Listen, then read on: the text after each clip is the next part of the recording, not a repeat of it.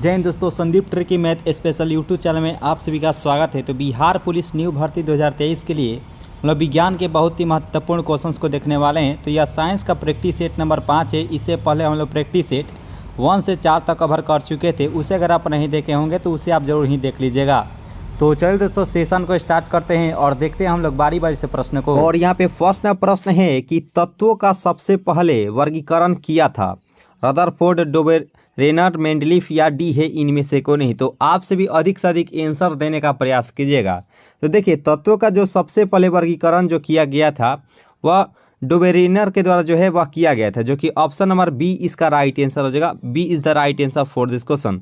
और यहाँ पे प्रश्न है, काफ़ी महत्वपूर्ण ये सवाल है कि वह सबसे छोटा कण जिसमें उस तत्व के सभी गुण वर्तमान हो वह कौन सा तत्व होता है। ठीक है, क्या परमाणु होता है, अणु या यौगिक या डी है इनमें से कोई नहीं। तो यह सिर्फ परमाणु ही होता है। इसका राइट आंसर हो जाएगा ऑप्शन नंबर ए जो है इस प्रश्न का राइट आंसर हो जाएगा।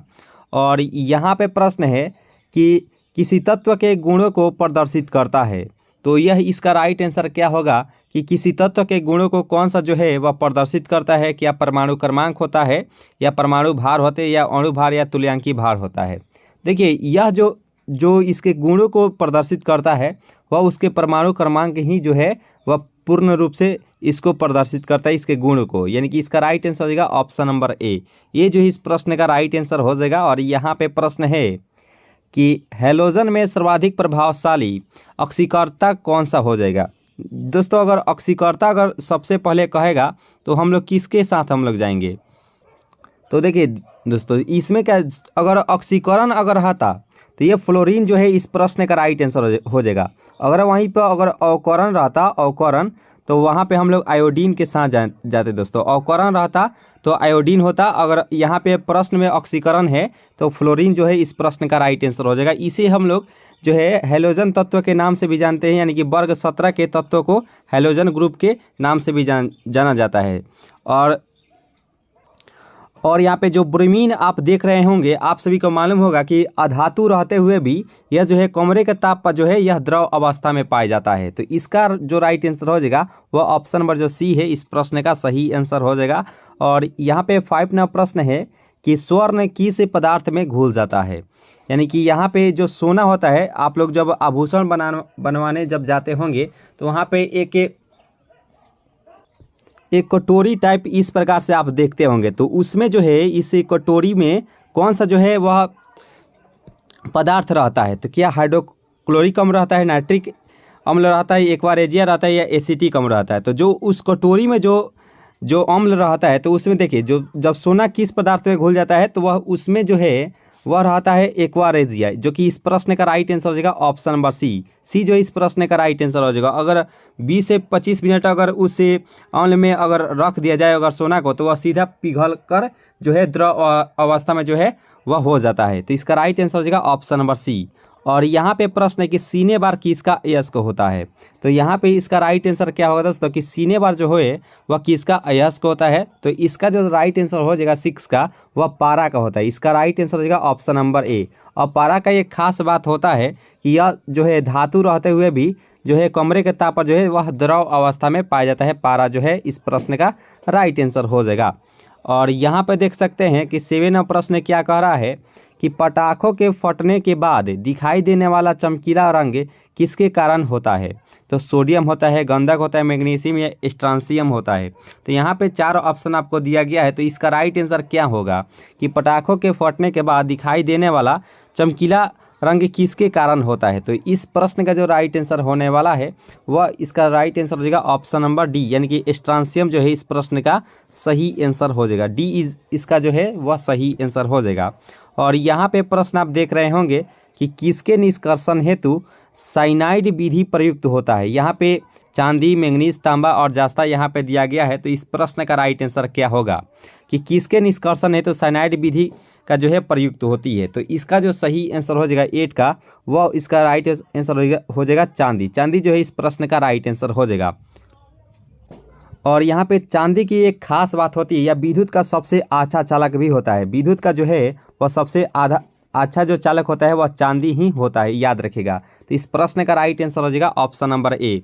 अगर इस सीरीज को दोस्तों अच्छे से तैयारी कर लेते हैं तो विज्ञान सेक्शन से आपसे जो है एक भी प्रश्नोत्तर छूटने वाले नहीं है दोस्तों, इसके अंदर से ही जो है आपके एग्जाम में आने वाले हैं। तो आप सभी निश्चिंत रहिए और यहीं से जो है आपके बोर्ड आपके एग्जाम में आने वाले हैं। और यहाँ पे प्रश्न है कि नाइट्रोजन का विस्फोटक यौगिक कौन सा हो जाएगा। अगर इसका जो है पीडीएफ लेना चाहते हैं, यानी कि पीडीएफ लेकर आप प्रैक्टिस करना चाहते हैं, तो टेलीग्राम ग्रुप का जो लिंक है आपको डिस्क्रिप्शन बॉक्स में दिया जाएगा, वहाँ से आप टेलीग्राम ग्रुप से ज्वाइन होकर इसका पीडीएफ जो है डाउनलोड करके आप प्रैक्टिस कर सकते हैं कभी भी दोस्तों, ठीक है। तो आप पीडीएफ जरूर ही डाउनलोड करके प्रैक्टिस कर लीजिएगा। इससे क्या होगा कि आपको 100 to 100% जो है आपको याद हो जाएगा। और यहाँ पे प्रश्न था कि नाइट्रोजन का विस्फोटक यौगिक इनमें से कौन सा हो जाएगा।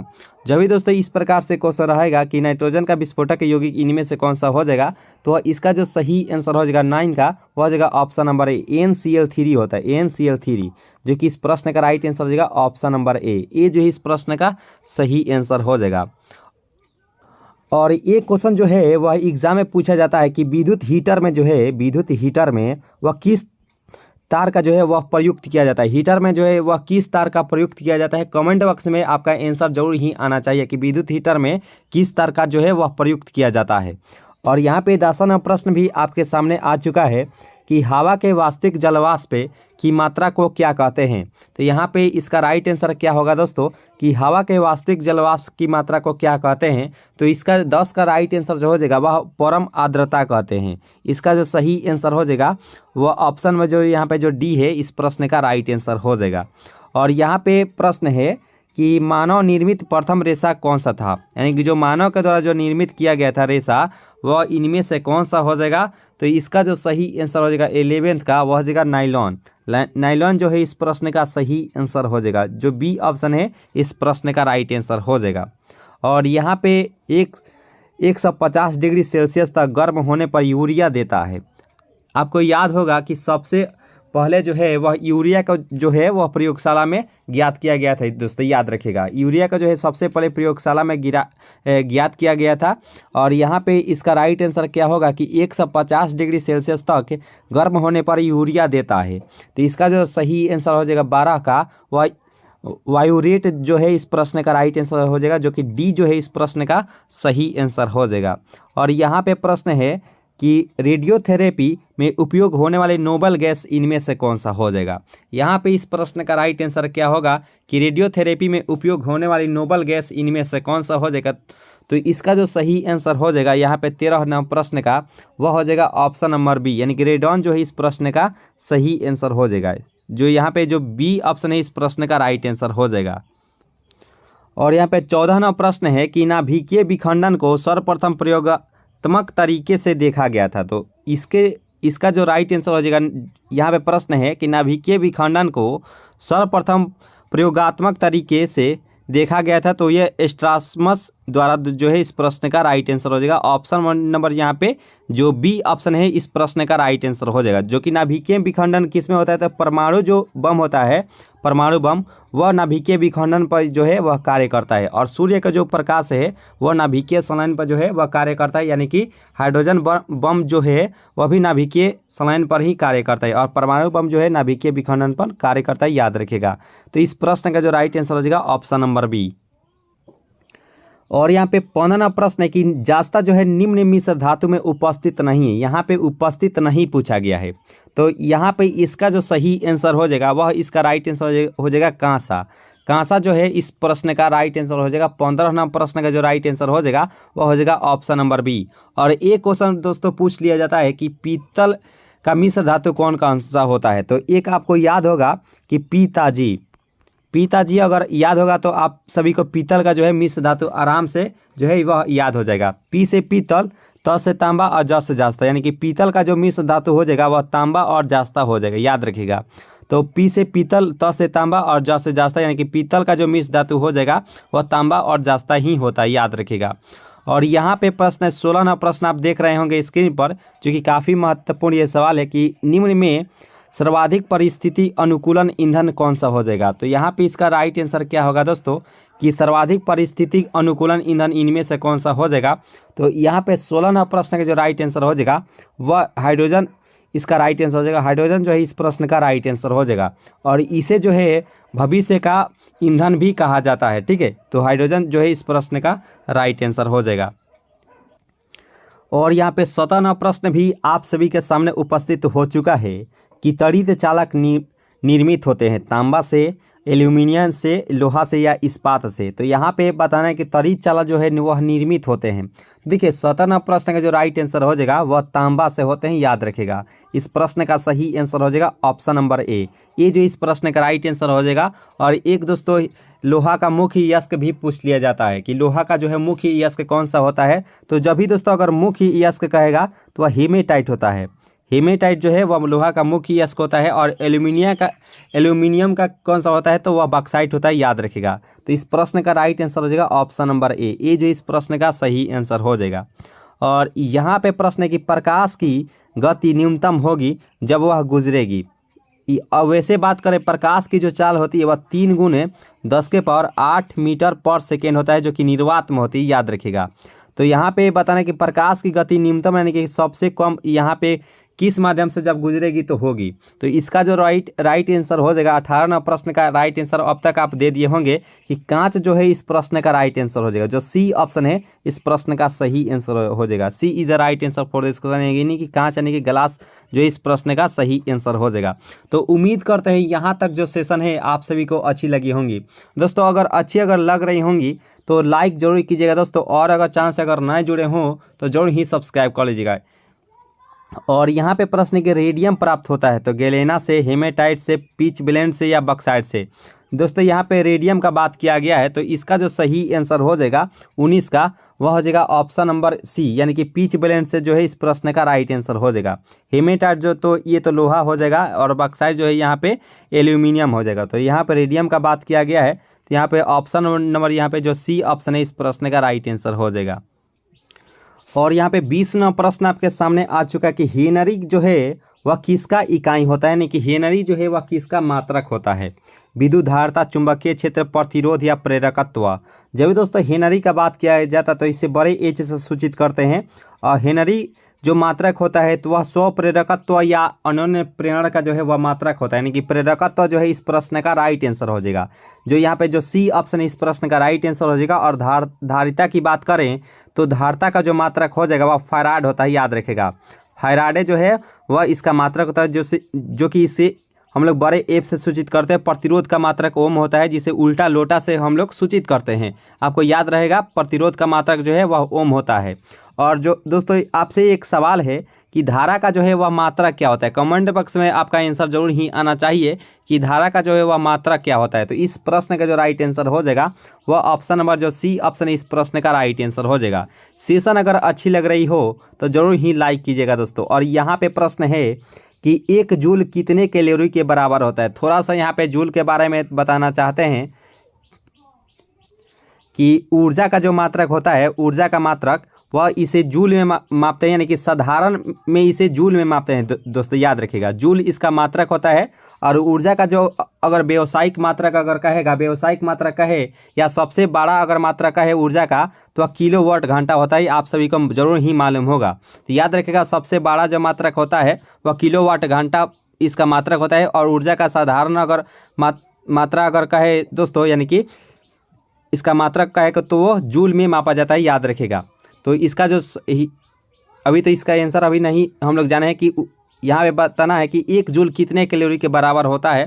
तो इसका जो सही आंसर हो जाएगा 21 का क्या होगा दोस्तों, ये 0.24 के बराबर होता है। इसका राइट आंसर हो जाएगा ऑप्शन नंबर यहाँ पे जो डी ऑप्शन है इस प्रश्न का सही आंसर हो जाएगा। उम्मीद करते हैं यहाँ तक जो सेशन है आप सभी बहुत ही अच्छे से कवर किए होंगे। और यहाँ पे प्रश्न है कि पानी का अणु भार होता है तो 16 एटॉमिक मास यूनिट, यानी कि 18 AMU। और यहाँ पे 4 ऑप्शन आपको दिया गया है, ठीक है। तो देखिए पानी का जब भी दोस्तों अगर अणु भार का अगर बात किया जाए तो इसका जो सही आंसर हो जाएगा 22 का वह हो जाएगा ऑप्शन नंबर बी, यानी कि 18 एटॉमिक मास यूनिट के बराबर होता है। यानी कि इसका राइट आंसर हो जाएगा ऑप्शन नंबर बी जो है इस प्रश्न का सही आंसर हो जाएगा। और यहाँ पे प्रश्न है कि MKS पद्धति में बल की इकाई क्या होता है, यहाँ पे MKS पद्धति में कहा गया है, ठीक है। तो डाइन होता है, न्यूटन होता है, फ्लक्स होता है या पाउंड होता है दोस्तों। यहाँ पे MKS पद्धति में बल का इकाई क्या होता है, तो इसका जो सही आंसर हो जाएगा यहाँ पे 23 का, वह हो जाएगा ऑप्शन नंबर बी, यानी कि यहाँ पे न्यूटन जो है इस प्रश्न का राइट आंसर हो जाएगा ऑप्शन नंबर बी। अगर CGS पद्धति में अगर कहा था CGS, तो वह डाइन होता है, याद रखिएगा दोस्तों। बल का जो मात्रक इकाई हो जाता है CGS पद्धति में, तो वह डाइन ही होता है, याद रखिएगा। तो इसका जो सही आंसर हो जाएगा वह हो जाएगा ऑप्शन नंबर बी, जो इस प्रश्न का राइट आंसर हो जाएगा। और यहाँ पे प्रश्न है कि शरीर में ऊतकों का निर्माण होता है, तो यहाँ पे इस प्रश्न का राइट आंसर क्या होगा दोस्तों, कि शरीर में जो है वह ऊतकों का निर्माण किससे होता है, कैल्शियम से होता है, वसा से होता है, प्रोटीन से होता है या विटामिन से होता है। तो यहाँ पे इस प्रश्न का जो राइट आंसर हो जाएगा 24 का, वह हो जाएगा ऑप्शन नंबर डी, यानी कि प्रोटीन से जो है इस प्रश्न का सही आंसर हो जाएगा। यहाँ पे जो डी ऑप्शन है इस प्रश्न का राइट आंसर हो जाएगा। और यहाँ पे 25वां प्रश्न भी आप सभी के सामने उपस्थित हो चुके हैं। कांच एक प्रकार का क्या है, अतिशीतित द्रव है, पॉलीमर है, क्रिस्टल है या धातु है। जब हम लोग 12th क्लास में थे तो ये क्वेश्चन हर बार पूछा जाता था कि कांच को और किस नाम से जाना जाता था। तो देखिए दोस्तों, कांच को जो है अतिशीतित द्रव के नाम से भी जाना जाता है, याद रखिएगा। तो यहाँ पे इस प्रश्न का जो राइट आंसर हो जाएगा यहाँ पे वह ऑप्शन नंबर ए जो है इस प्रश्न का सही आंसर हो जाएगा। कांच को जो है अतिशीतित द्रव के नाम से भी जाना जाता है, याद रखिएगा।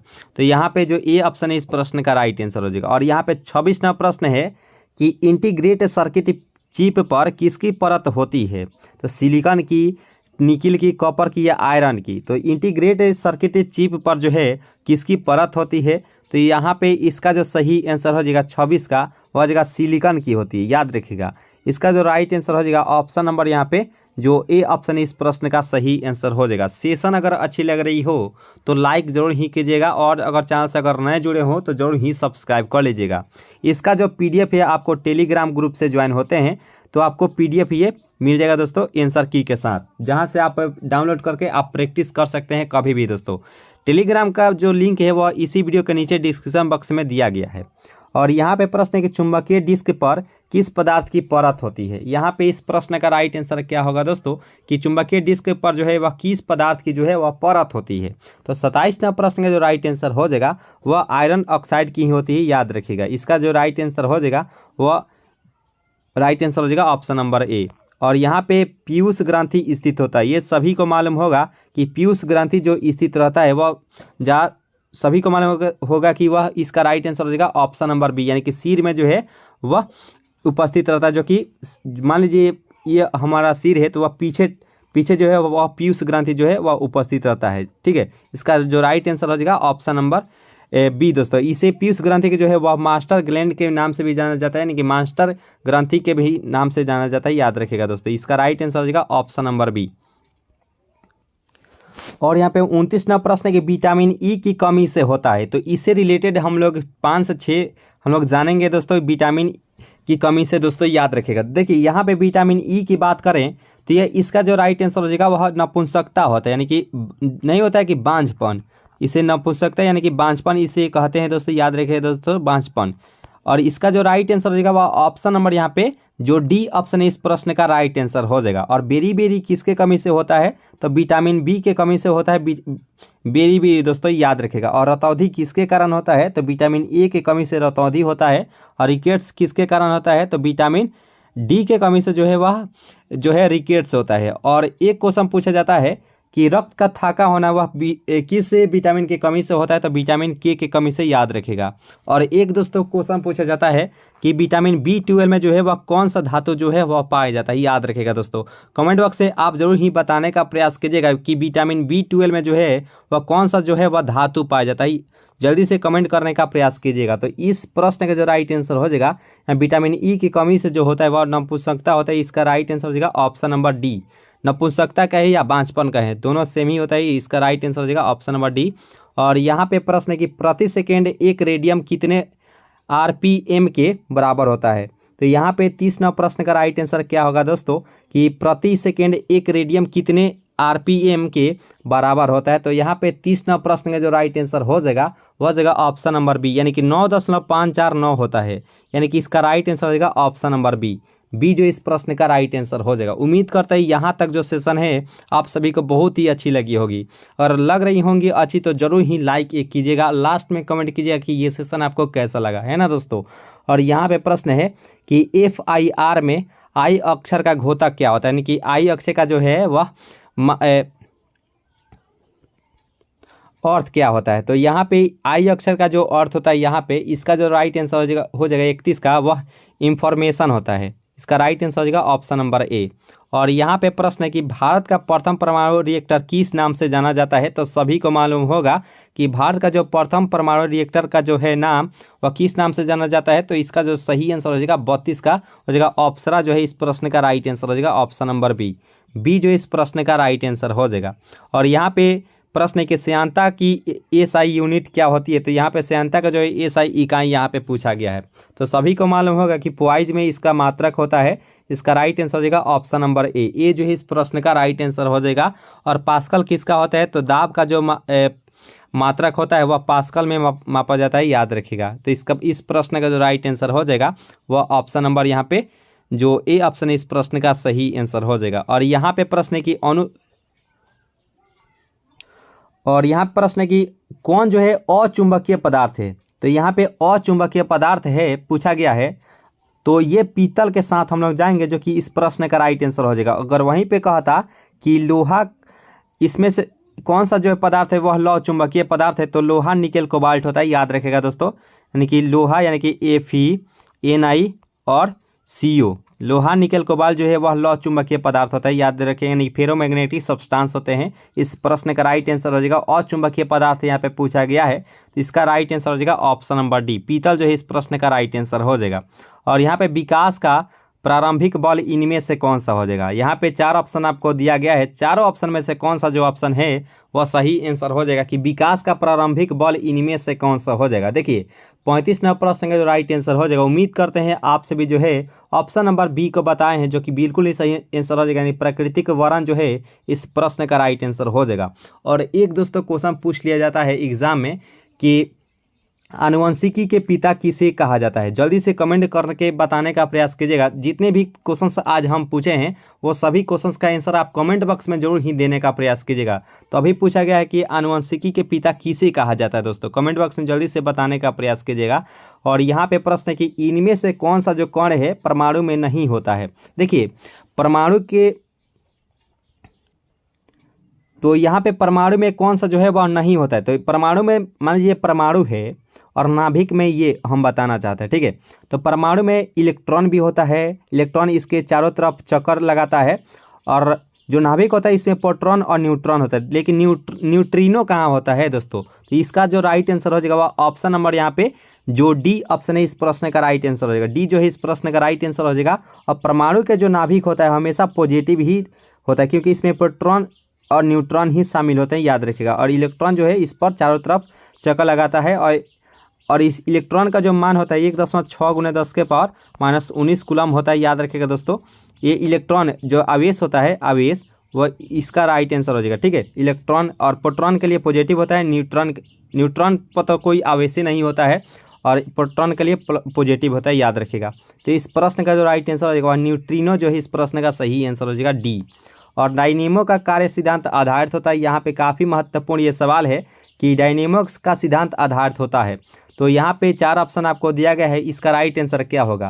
देखिए 37 नंबर प्रश्न का जो राइट आंसर हो जाएगा और फैराडे का नियम इस प्रश्न का राइट आंसर हो जाएगा ऑप्शन नंबर यहाँ पे जो बी ऑप्शन है इस प्रश्न का सही आंसर हो जाएगा। जो बी ऑप्शन है इस प्रश्न का राइट आंसर हो जाएगा। और यहाँ पे प्रश्न है कि आइंस्टीन समीकरण E = mc² में C कौन क्या दर्शाता है। यहाँ पे C यहाँ पे बताना है कि C जो है वह इनमें से क्या दर्शाता है। तो इसका जो सही आंसर हो जाएगा 38 का वह हो जाएगा ऑप्शन नंबर बी, प्रकाश का वेग। इसमें प्रकाश का जो वेग होता है यानी कि चाल, यहाँ पे हम लोग जब न्यूमेरिकल सवाल बनाते थे तो उसमें इसमें प्रकाश की जो चाल है वह 3 × 10 के पावर 8 मीटर पर सेकेंड ही इसमें लिया जाता है, ठीक है। तो यहाँ पे इस प्रश्न का राइट आंसर हो जाएगा ऑप्शन नंबर यहाँ पे जो बी ऑप्शन है इस प्रश्न का सही आंसर हो जाएगा। और एम जो है वह मास होता है यानी कि द्रव्यमान होता है, याद रखेगा। तो इसका राइट आंसर हो जाएगा ऑप्शन नंबर बी। और यहाँ पे प्रश्न है कि प्रथम बार मंगल ग्रह पर उतरने वाला अंतरिक्ष यान इनमें से कौन सा हो जाएगा। तो आप सभी को मालूम होगा कि कि प्रथम बार मंगल ग्रह पर उतरने वाला अंतरिक्ष यान इनमें से कौन सा हो जाएगा। तो इसका जो सही आंसर हो जाएगा यहाँ पे 39 का, वो हो जाएगा ऑप्शन नंबर सी, यानी कि पाथ फाइंडर जो है इस प्रश्न का सही आंसर हो जाएगा। और मंगल ग्रह का मात्र 2 ही उपग्रह है, फबोस और डिबोस होता है, याद रखिएगा दोस्तों। मंगल ग्रह के 2 मात्र उपग्रह ही होता है, याद रखिएगा, फबोस और डिबोस, याद रखिएगा। और यहाँ पे प्रश्न है कि 1 पाउंड में कितना आउंस होता है। यहाँ पे इस प्रश्न का राइट आंसर क्या होगा कि 1 पाउंड में कितना आउंस होता है। तो यहाँ पे 40 प्रश्न का जो राइट आंसर हो जाएगा वो हो जाएगा ऑप्शन नंबर डी जो है इस प्रश्न का 16 जो है इस प्रश्न का राइट आंसर हो जाएगा ऑप्शन नंबर डी। और यहाँ पे प्रश्न है कि 1 लीटर बराबर कितना गैलन होता है। तो यहाँ पे 41 प्रश्न का राइट आंसर क्या होगा कि 1 लीटर बराबर कितना गैलन होता है। तो यहाँ पे 41 प्रश्न का राइट आंसर हो जाएगा ऑप्शन नंबर ए जो इस प्रश्न का सही आंसर हो जाएगा, यानी कि 0.2642 गैलन ही होता है। इसका राइट आंसर हो जाएगा ऑप्शन नंबर ए। और यहाँ पे प्रश्न है कि द्रवों की श्यानता को मापने वाला यंत्र क्या कहलाता है। यहाँ पे इसका राइट आंसर क्या होगा दोस्तों कि द्रवों की श्यानता को मापने वाला यंत्र क्या कहलाता है। तो इसका जो सही आंसर हो जाएगा 42 का, वह हो जाएगा ऑप्शन नंबर बी, यानी कि 20 को मीटर जो है इस प्रश्न का सही आंसर हो जाएगा ऑप्शन नंबर बी जो है इस प्रश्न का राइट आंसर हो जाएगा दोस्तों। तो इस प्रकार से इस महत्वपूर्ण सेशन को यहीं पे ख़त्म किया जाता है। और लास्ट में ज़रूर कमेंट कीजिएगा कि ये सेशन आपको कैसा लगा। तो मिलेंगे नेक्स्ट क्लास में नई उम्मीदों के साथ। तो हंसते रहिए और मुस्कुराते रहिए और अपनी तैयारी को जो है मजबूत करते रहिए। अभी के लिए दोस्तों, जय हिंद।